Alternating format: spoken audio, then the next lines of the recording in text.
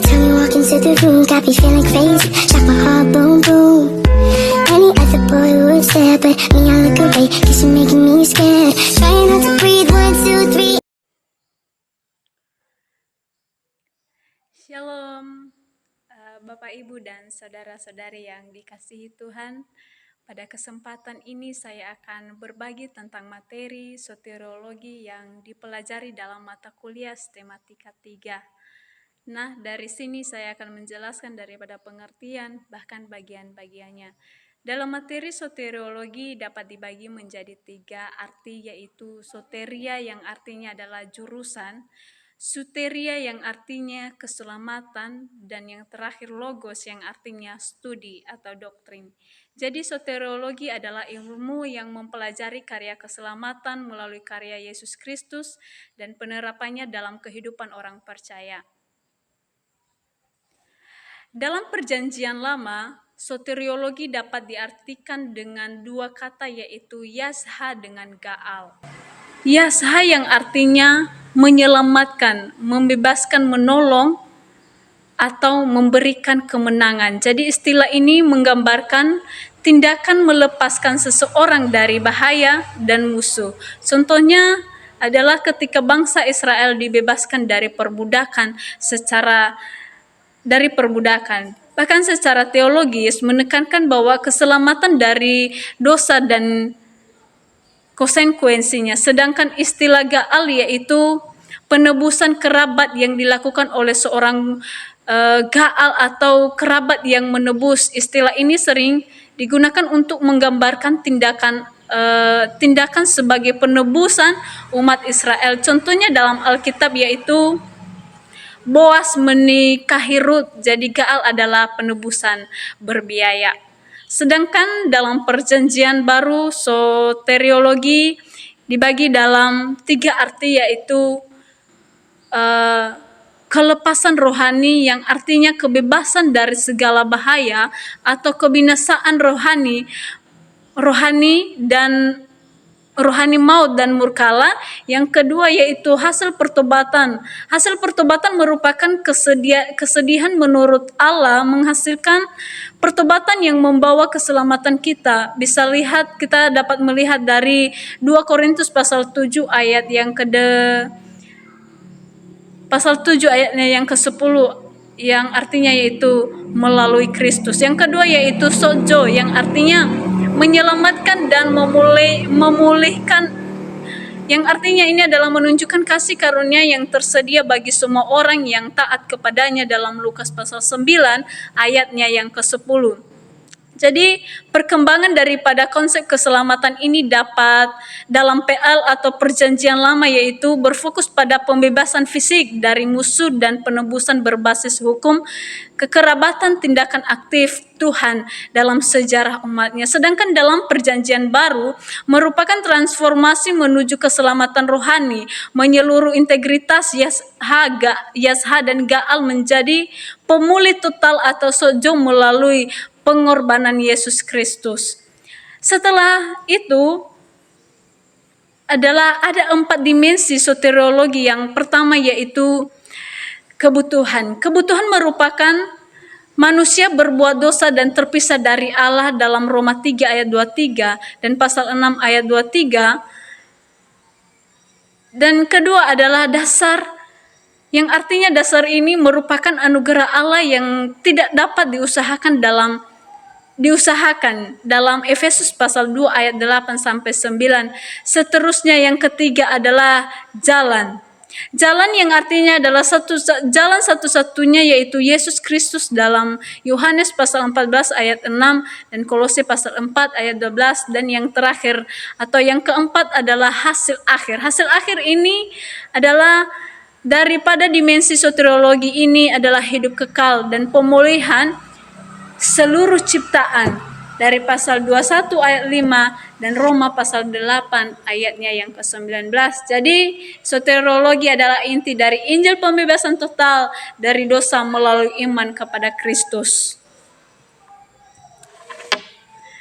Dalam materi tentang soteriologi ini ada beberapa pertanyaan yang perlu kita jawab. Yang pertama, Mengapa manusia harus memerlukan keselamatan? Pertanyaan mengapa manusia memerlukan keselamatan yang pertama adalah karena semua manusia berdosa di dalam Roma pasal 3 ayat 23 dan Yesaya pasal 59 ayatnya yang kedua. Adapun yang menjadi pendapat para tokoh mengenai mengapa manusia memerlukan keselamatan, karena semua manusia berdosa. Pertama adalah menurut Agustinus mengatakan bahwa semua manusia mewariskan dosa dari Adam. Kedua yaitu menurut Marcel Reuter berkata, dosa merupakan kehendak manusia, dan yang terakhir adalah menurut John Calvin, dia mengatakan bahwa natur manusia telah tercemar sepenuhnya oleh dosa.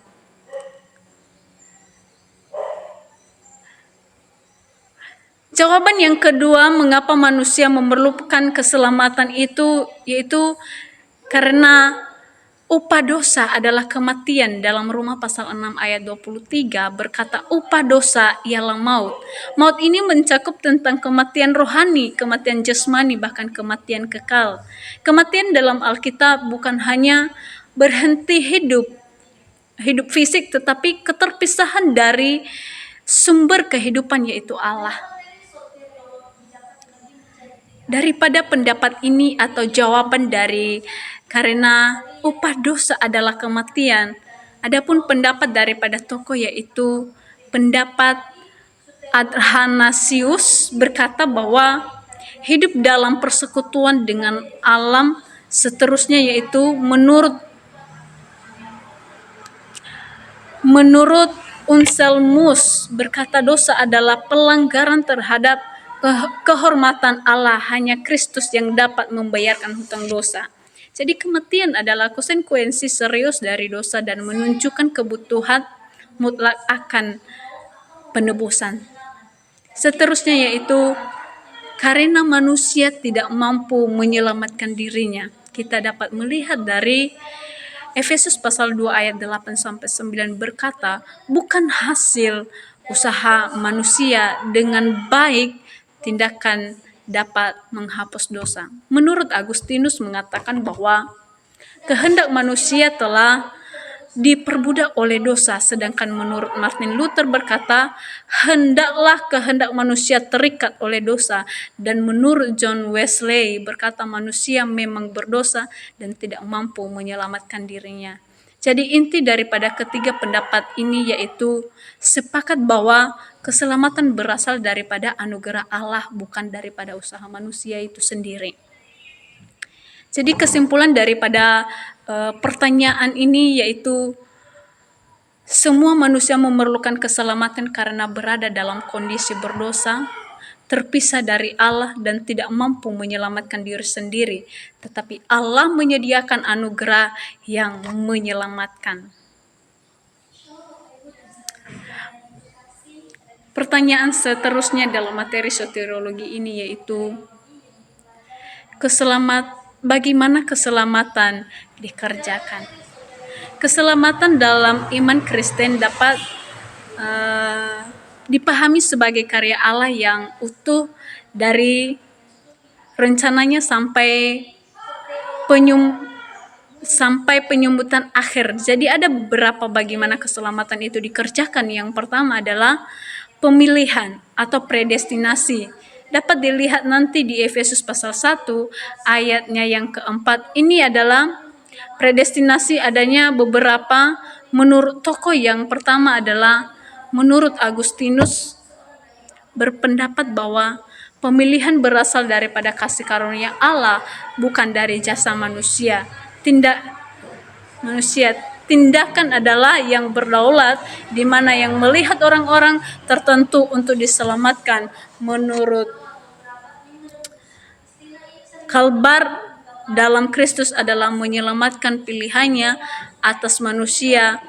Pada ketiga pendapat ini menyimpulkan bahwa keselamatan berasal dari inisiatif Allah, bukan usaha manusia.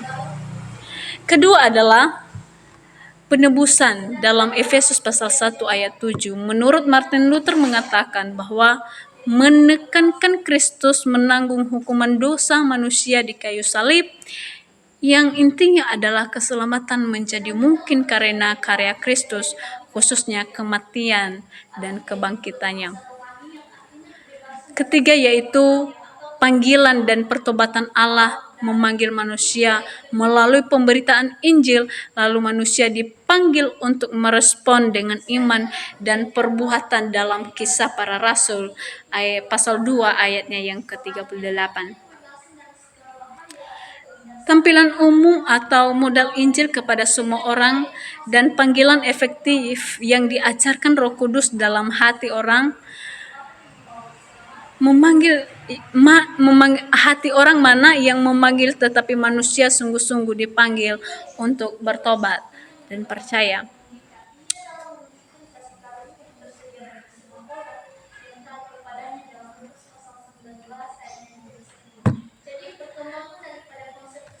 Memanggil tetapi manusia sungguh-sungguh dipanggil untuk bertobat dan percaya. Ada 4 yaitu pembenaran atau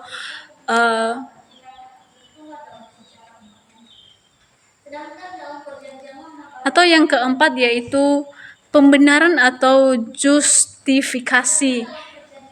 Yang justifikasi pembenaran adalah tindakan Allah menyatakan orang berdosa. Yang keempat yaitu pembenaran atau justifikasi pembenaran adalah tindakan Allah menyatakan orang berdosa benar di hadapannya karena iman kepada Kristus. Roma 5 ayat 1. Manusia dibenarkan oleh iman saja atau disebut sola fide. Menurut John Calvin, membenarkan didasarkan pada kebenaran Kristus yang diperintahkan pada orang percaya. Jadi pada intinya bahwa manusia tidak dibenarkan karena perbuatan baik, tetapi karena iman kepada Kristus.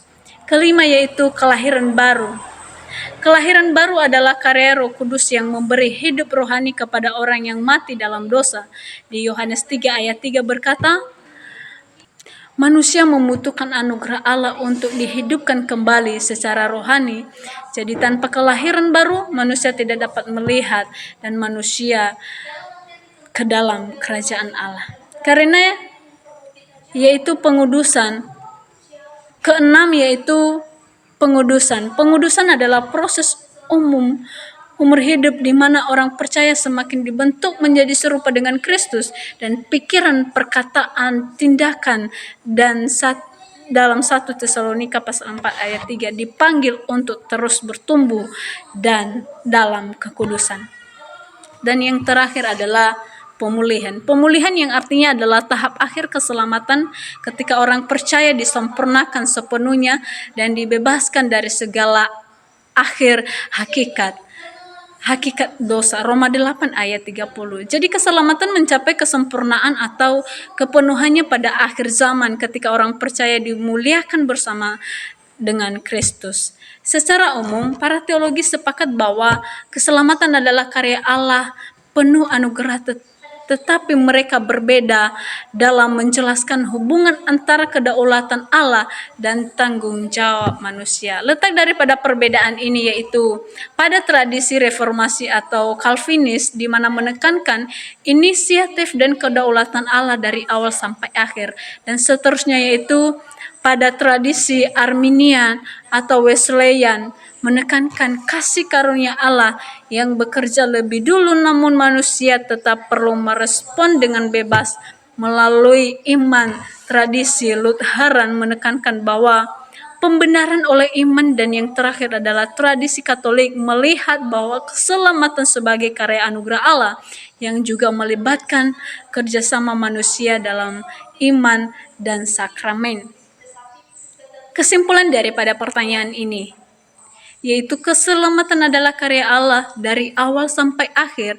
Allah memilih Kristus menebus, Roh Kudus melahirbarukan dan menguduskan, dan pada akhirnya Allah memulihkan umatnya.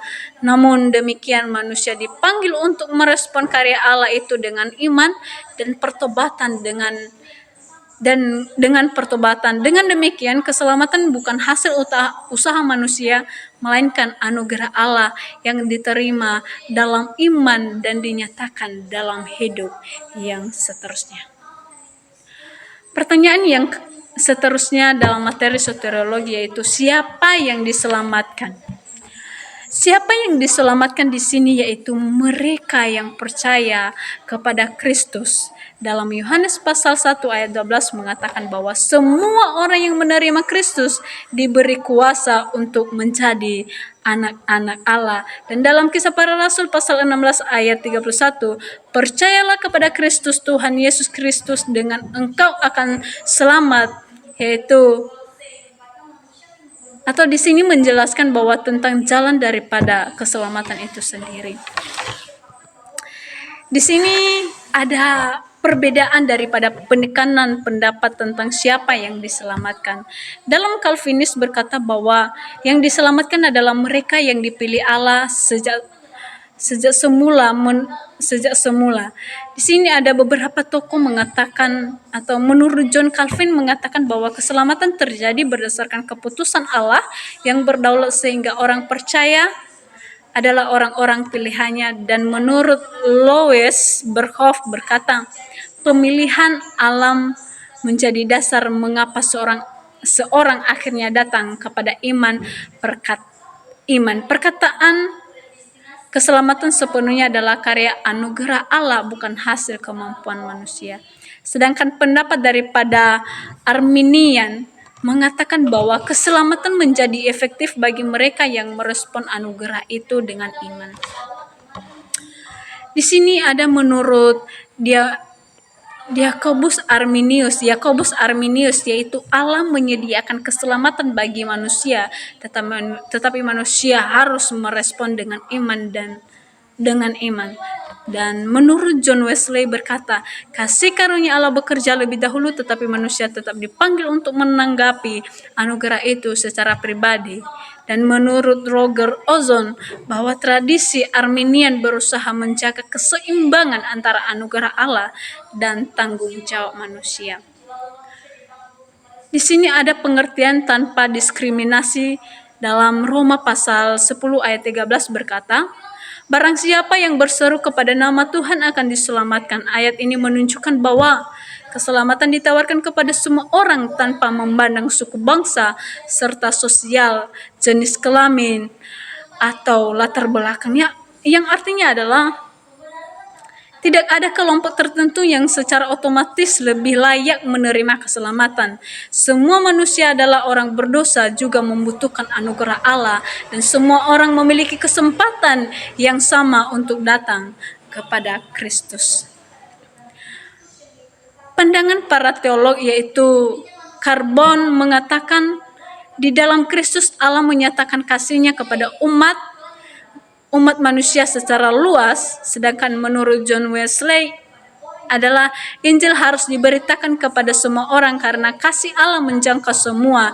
Dan menurut Brocker dalam Roma pasal 10 ayat 3 sebagai pengawasan bahwa keselamatan terbuka bagi siapa saja yang datang kepada Tuhan dengan iman.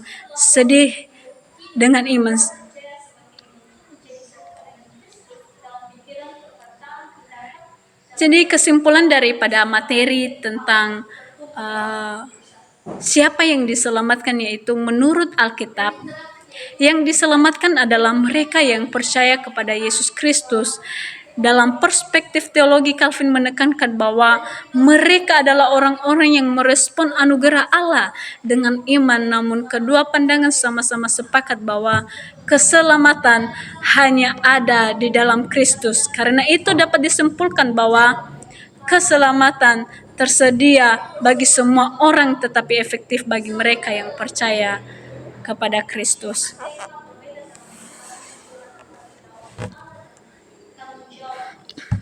Pertanyaan seterusnya dalam materi soteriologi yaitu dapatkah keselamatan itu hilang? Di sini saya menyatakan bahwa keselamatan tidak dapat hilang atau keamanan kekal, tetapi dapat ditinggalkan ataupun kondisional. Keselamatan tidak dapat hilang, kita dapat melihat dari Yohanes pasal 10 ayat 28 dan Roma pasal 8 ayat 38 sampai 39. Dari ayat ini mengatakan bahwa sebagai jaminan bahwa keselamatan orang percaya aman di dalam tangan Allah. Jika Allah yang memulai karya keselamatan, maka Allah juga yang memelihara dan menyempurnakannya. Sedangkan keselamatan dapat ditinggalkan atau kondisional adalah pandangan ini mengajarkan bahwa seseorang yang telah menerima keselamatan tetap harus bertekun dalam iman jika ia dengan sadar terus-menerus dan sengaja meninggalkan Kristus, maka ia berada dalam bahaya kehilangan bagian dalam keselamatan. Kita dapat melihat nanti di Ibrani pasal 6 ayat 64, di Ibrani pasal 6 ayat 6, terus pasal 2 ayat 21 sampai pada ayatnya yang ke-21 sebagai peringatan nyata bahwa kamu murtad dan bukan hal sepele. Karena itu keselamatan tidak boleh dipahami secara sembrono seolah-olah seorang dapat hidup sembarangan tanpa akibat. Jadi titik perbedaan utama daripada perdebatan kedua pandangan ini terutama terletak pada cara memahami hubungan antara jaminan keselamatan dan peringatan terhadap kemurtadan. Pandangan tidak dapat hilang lebih menekankan bahwa orang yang benar-benar diselamatkan pasti akan bertahan. Sebaliknya, pandangan dapat ditinggalkan menekankan bahwa peringatan Alkitab ditunjukkan kepada orang percaya secara nyata sehingga kemungkinan jatuh dari iman harus dipandang serius. Pertanyaan yang terakhir adalah apa tujuan akhir daripada keselamatan ini? Tujuan akhir daripada keselamatan ini ada 3. Yang pertama yaitu mengantar orang percaya kepada persekutuan kekal dengan Allah. Menurut Thomas Aquinas mengatakan bahwa kebahagiaan sempurna manusia terdapat dalam memandang dan menikmati Allah. Kedua adalah membawa orang percaya kepada kemuliaan Allah. Dalam Roma 8 ayat 30 adalah keselamatan berakhir dalam pemulihan, yaitu ketika orang percaya disempurnakan sepenuhnya dan menerima kemuliaan kekal bersama Kristus. Dan yang terakhir adalah untuk kemuliaan Allah. Efesus 1 ayat 12. Keselamatan bertujuan agar hidup orang percaya menjadi puji-pujian bagi kemuliaan Allah sekarang dan selamanya. Kesimpulan daripada materi ini adalah soteriologi adalah cabang teologi yang membahas tentang keselamatan manusia, karya penebusan Allah serta hubungan manusia dengan dosa dan anugerah. Kesimpulan daripada materi soteriologi menegaskan bahwa keselamatan merupakan inisiatif Allah yang diberikan kepada manusia melalui kasih karunia-Nya, bukan semata-mata hasil usaha manusia. Dalam iman Kristen, keselamatan digenapi melalui karya penebusan Yesus Kristus, melalui kematian dan kebangkitannya, sehingga manusia memperoleh pengampunan dosa dan hidupnya yang baru. Soteriologi ini juga menekankan bahwa pentingnya iman, pertobatan, dan ketaatan sebagai respon manusia terhadap anugerah keselamatan tersebut. Dengan demikian, soteriologi mengajarkan kita bahwa keselamatan membawa pemulihan hubungan manusia dengan Allah serta memberikan harapan akan kehidupan kekal.